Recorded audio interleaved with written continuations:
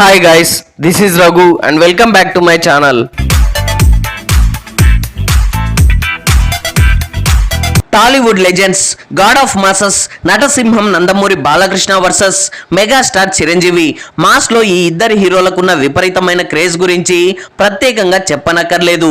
దాదాపుగా 4 దశాబ్దాలుగా టాలీవుడ్ బాక్సాఫీస్ ని ఏలుతున్న ఈ ఇద్దరు దిగ్గజాలు ఇప్పటికీ కుర్ర హీరోలకి సైతం గట్టి పోటీనిస్తూ కెరీర్ పరంగా జెట్ స్పీడ్ లో దూసుకెళ్తున్నారు. సో ఈ నేపథ్యంలోనే 2025 సంవత్సరానికి గాను డాకు మహారాజ్ మూవీతో సెన్సేషనల్ మాసివ్ బ్లాక్ బస్టర్ అందుకున్న బాలయ్య ఇయర్ ఎండింగ్ లో అఖండ 2 లాంటి డివోషనల్ ఫిల్మ్ తో ప్రేక్షకుల ముందుకు రాగా, అటు మెగాస్టార్ చిరంజీవి సరిగ్గా నెల రోజుల గ్యాప్ లోనే 2026 సంక్రాంతి బరిలో మనశంకర వరప్రసాద్ గారు లాంటి పక్కా ఫ్యామిలీ ఎంటర్టైనర్ మూవీతో అత్యంత భారీ స్థాయిలో ఆడియన్స్ ముందుకైతే రావడం జరిగింది. సో ఏ పోటీ అయినా సమవుజ్జి ఉంటేనే ఆ పోటీ రసవత్తరంగా సాగుతుంది. అలాగే బాలయ్య చిరంజీవుల మధ్య కాంపిటీషన్ ఉంటేనే బాక్సాఫీస్ కి అందం అర్థం. ఆ పోటీ అనేది కూడా బాక్సాఫీస్ వద్ద వీళ్ళిద్దరి సినిమాలు ఒకేసారి రిలీజ్ అయినప్పుడు మాత్రమే కాదు, విడివిడిగా రిలీజ్ అయినప్పుడు కూడా బిజినెస్ డీల్స్ దగ్గర నుండి ఫైనల్ రన్ కలెక్షన్స్ వరకు ప్రతి విషయంలోనూ కంపారిజన్స్ అనేటివి సహజంగానే జరుగుతూ ఉండడం చూస్తూనే ఉన్నాం. సో ఇప్పుడు అఖండ 2 వర్సెస్ మనశంకర వరప్రసాద్ గారు సినిమాలకు సంబంధించి కూడా డిఫరెంట్ జానర్స్ అయినప్పటికీ ఒకే రోజు రిలీజ్ కాకపోయినప్పటికీ business deals, day 1 collections, final run collections తో పాటు ఓవర్సీస్ లో సాధించిన కలెక్షన్స్ ని కూడా కంపేర్ చేస్తూ సోషల్ మీడియాలో రచ్చరచ్చలేపుతున్నారు ఇరువురి ఫ్యాన్స్. సో ఈ విషయంలో మనం కూడా మరింత క్లారిటీ తీసుకొని ఎవరిపై పైచేయి సాధించారనే పూర్తి విశేషాలన్నింటినీ ఈ వీడియోలో క్లియర్ గా తెలిపే ప్రయత్నం అయితే చేద్దాం. అంతకన్నా ముందు నా ఛానల్ ని ఇంకా ఎవరైనా సబ్స్క్రైబ్ చేసుకోకపోతే వెంటనే నా ఛానల్ ని సబ్స్క్రైబ్ చేసుకొని నేను పెట్టే ఇలాంటి మంచి మంచి కంటెంట్ వీడియోస్ మీ దాకా చేరాలంటే పక్కనే ఉన్న బెల్ ఐకాన్ ని కూడా యాక్టివేట్ చేసుకోండి. సో ముందుగా గాడ్ ఆఫ్ మాసెస్ నటసింహం నందమూరి బాలకృష్ణ కెరీర్ లో మైల్ స్టోన్ మూవీగా నిలిచిన అఖండ మూవీకి సీక్వెల్ గా తెరకెక్కిన చిత్రం అఖండ 2. ఈ సినిమాను దాదాపుగా 250 కోట్లకు పైగా అత్యంత భారీ బడ్జెట్ తో రూపొందించడం, పైగా ఈ సినిమాతో బాలయ్య తొలిసారి పాన్ ఇండియన్ మార్కెట్ లో కూడా అడుగు పెట్టబోతుండడంతో సినిమాపై సహజంగానే బీభత్సమైన అంచనాలు అయితే నెలకొన్నాయి.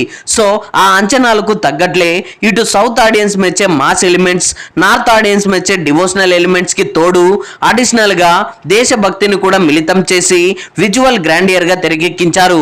ఇందుకు సంబంధించి టీజర్ అండ్ ట్రైలర్స్ కూడా పాన్ ఇండియన్ ఆడియన్స్ ను అద్భుతంగా ఆకట్టుకోవడంతో సినిమాపై ఒక్కసారిగా ట్రేడ్ లో మంచి బజ్ కూడా క్రియేట్ అయిందని చెప్పొచ్చు. ఇటు బిజినెస్ పరంగా కూడా ఈ సినిమా అదరగొట్టేసిందనే చెప్పాలి.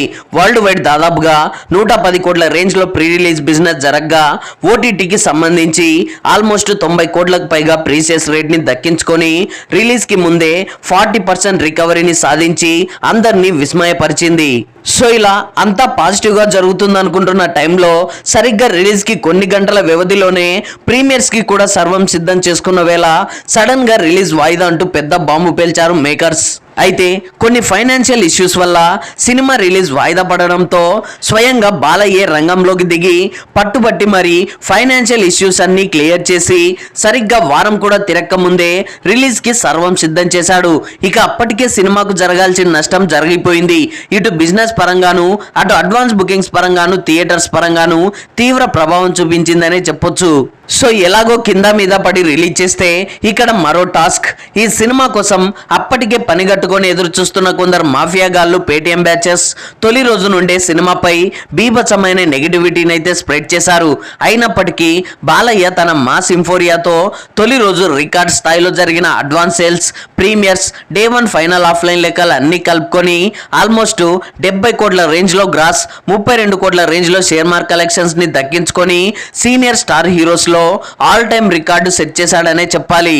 ఇక తెలుగు రాష్ట్రాల్లో టాక్ ఎలా ఉన్నా హిందీ, కన్నడ, తమిళ భాషల్లో సూపర్ రెస్పాన్స్ అయితే దక్కించుకుంది.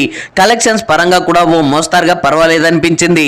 దాంతో వరల్డ్ వైడ్ 110 కోట్ల రేంజ్ లో షేర్, 250 కోట్ల రేంజ్ లో గ్రాస్ మార్క్ కలెక్షన్సే బ్రేక్ ఈవెన్ టార్గెట్ గా బరిలోకి దిగిన ఈ సినిమా బ్రేక్ ఈవెన్ టార్గెట్ ని పూర్తి చేసుకొని మంచి లాభాలను కూడా అందుకోవడం విశేషమనే చెప్పాలి. అలాగే ఇందులో మరి ప్రత్యేకించి ఓవర్సీస్ లో యుఎస్ మార్కెట్ అనేది చాలా కీలకమైనది. అయితే రిలీజ్ వాయిదా వాయిదా పడడంతో అక్కడ కూడా ఈ సినిమాపై తీవ్ర ప్రభావం అయితే కనిపించింది. లేకపోతే రిలీజ్ కి ముందే అడ్వాన్స్ ప్రీమియర్ సేల్స్ తోనే $1 మిలియన్ మార్క్ ని కలెక్ట్ చేసి ఉండేది. బట్ ఏది ఏమైనా లాంగ్ రన్ ముగిసేసరికి $1.5 మిలియన్ మార్క్ ని క్రాస్ చేసి బ్రేక్ ఈవెన్ సాధించడం విశేషమనే చెప్పాలి. ఇక next megastar Chiranjeevi back to back flops తర్వాత కమర్షియల్ ఫార్మాట్ కి స్వస్తి పలికి కంప్లీట్ ఫ్యామిలీ ఎంటర్టైనర్ తో అటు మెగా ఫ్యాన్స్ ను ఇటు జనరల్ ఆడియన్స్ ను సర్ప్రైజ్ చేశాడు. లాస్ట్ ఇయర్ సంక్రాంతికి వస్తున్నాం లాంటి ఫన్ అండ్ ఫ్యామిలీ ఎంటర్టైనర్ తో ఇండస్ట్రీని కుదిపేసిన young sensation director Anil Ravipudi and megastar Chiranjeevi కాంబోలో తెరకెక్కిన చిత్రం మనశంకర వరప్రసాద్ గారు. రిలీజ్ కి ముందే సినిమాపై బీభత్సమైన అంచనాలు నెలకొన్న నేపథ్యంలో ఈ సినిమా నుండి రివీల్ అయిన teaser and trailers and songs అన్ని కూడా ఆడియన్స్ ను విపరీతంగా ఆకట్టుకోవడంతో సినిమాపై అటు అభిమానుల్లోనూ ఇటు ట్రేడ్ లోను మరింత బజ్ అయితే క్రియేట్ అయిందని చెప్పొచ్చు. సో ఇలా పాజిటివ్ వైబ్స్ తో చెప్పిన డేట్ కే 2026 సంక్రాంతి పండుగ సందర్భంగా అత్యంత భారీ స్థాయిలో రిలీజ్ అయి తొలి రోజు ఎస్పెషల్లీ ఫ్యామిలీ ఆడియన్స్ నుండి పాజిటివ్ రెస్పాన్స్ ని దక్కించుకొని బాక్స్ ఆఫీస్ వద్ద అదిరిపోయే ఓపెనింగ్స్ ని అయితే సాధించిందని చెప్పొచ్చు.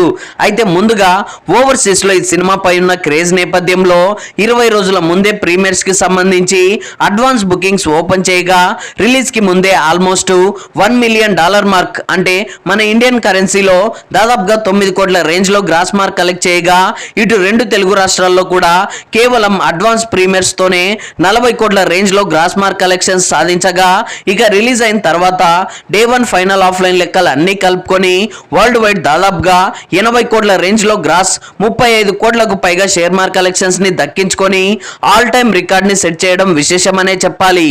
అయితే సంక్రాంతికి వస్తున్న మూవీ లాగా ఈ సినిమాకు కూడా ముందుగా క్రింజ్ కామెడీ అని టాక్ వచ్చినప్పటికీ కుటుంబం అంతా కలిసి చూడదగ్గ సినిమా కావడంతో ఫ్యామిలీ ఆడియన్సే కాదు యూత్ కూడా ఈ సినిమాను ఎగబడి చూశారు. ఇందులో సర్ప్రైజింగ్ గా విక్టరీ వెంకటేష్ కూడా అలరించడంతో సినిమాకు కలెక్షన్స్ పరంగా బాగానే కలిసి వచ్చిందని చెప్పొచ్చు.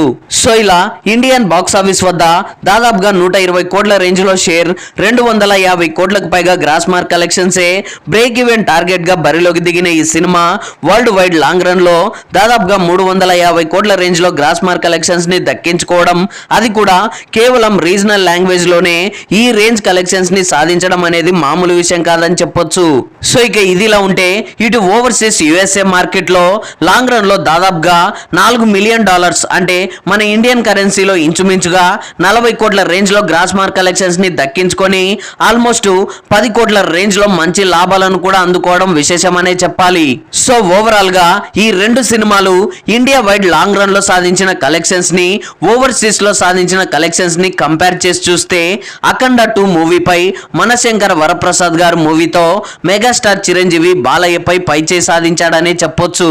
So that's all guys, Akhanda 2 versus Manashankara Varaprasad garu సినిమాలకు సంబంధించి ఓవర్సీస్ లో సాధించిన కలెక్షన్స్ ని బట్టి ఎవరిపై పైచేయి సాధించారనే దానిపై మీ విలువైన అభిప్రాయాల్ని కింద కామెంట్స్ లో తెలియజేయండి.